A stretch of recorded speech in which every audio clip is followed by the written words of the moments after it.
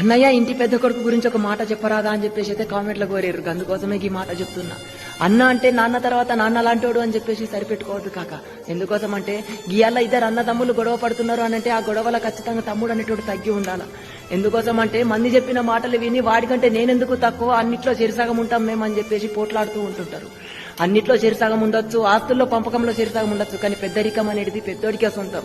ఎందుకోసం చెప్తున్నా అంటే పెద్దోడు అనేటోడు మన ఇంట్లో తొలిసూరు కొడుకుగా జన్మనెత్తి మన నాన్న తర్వాత తన కుటుంబ భారాన్ని మొత్తాన్ని బరువైనా సరే తన భుజాల మీద మోస్తూ తన తోడబుట్టినోళ్లకు తన పిల్లల్లాగా ఆదరిస్తూ అండగా ఉంటాడు.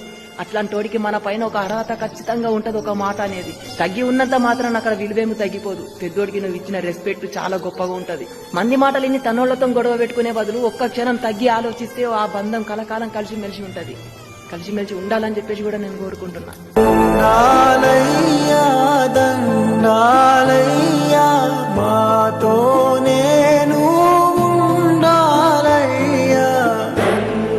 ఏడుస్తారంట్రా?